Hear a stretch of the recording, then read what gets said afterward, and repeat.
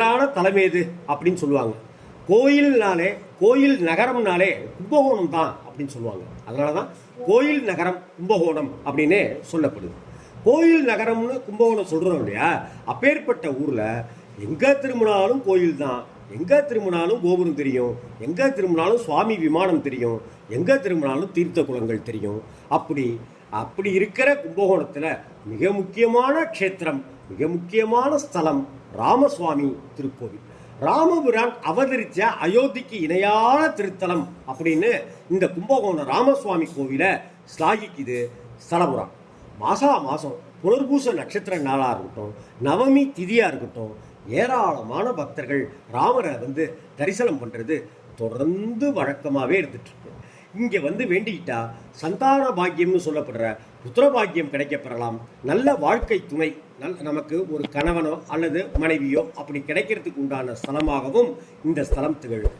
புரட்டாசி மாதத்துலேயும் மார்கழி மாதத்துலேயும் இங்கே விழாக்கள் அமர்க்கலமாக இருக்கும். முக்கியமாக பங்குனி புனர்பூச நட்சத்திர நாளையொட்டி ராமநவமி திருவிழா பங்குனியிலையோ சித்திரையிலையுமா கலந்து கட்டி மிக பிரம்மாண்ட திருவிழாவாக நடக்கும். 10 நாள் விழா, உற்சவம், சிறப்பு பூஜை, திருவீதி உலா அப்படின்னு அந்த கும்பகோணமே அமர்க்களப்படுகிறது தான் இந்த கும்பகோணம் ராமசுவாமி கோவிலில் ராமநவமி பெருவிழா.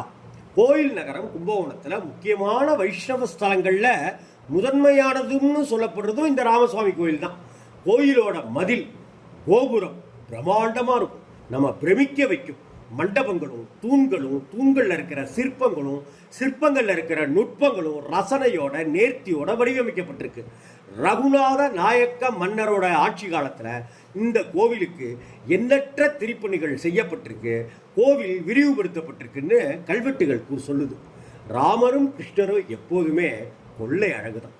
அதுலேயும் இங்கே இருக்கிற கருவறையில் ராமர் பெருமான் அவ்வளவு அழகு, கொஞ்சம் மிகுந்த சாநித்தியம். சத்ருக்னன் சாமரம் வீசிட்டு இருக்க, லக்ஷ்மணன் ராமருடைய வில்லையும் தன்னுடைய வில்லையும் ஏந்திக்கிட்டு இருக்க, பரதன் குடபிடிச்சிட்டு இருக்க, அனுமன் ஒரு கையில வீணையையும் இன்னொரு கையில ஓலை சுவடையே ஏந்தியபடி காட்சி தர்ற அழகு இருக்க சிலிர்க்க வச்சு. இவங்களுக்கு நடுநாயகமாக பட்டாபிஷேக திருக்கோலத்தோட பட்டாபிஷேக ராமராகவே மனைவி சீதா தேவியோட அவர் இருக்கிற அழகுக்கு கோடி ரூபாய் கொடுத்தாலும் ஈடாகாது.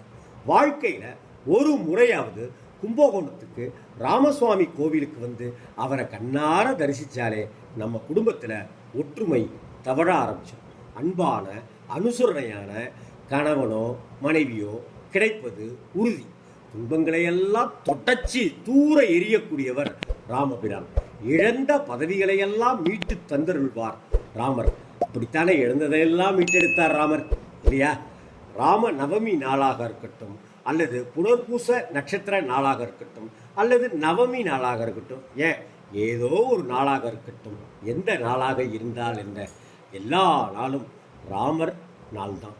ஜெகம் புகழும் ராமரின் கதையை படிப்போம், ஜெகம் புகழும் ராமரை தரிசிப்போம். இல்லத்தில் சுபிட்சம் எப்போதும் உண்டு, ஐஸ்வர்யம் நிச்சயம் உண்டு.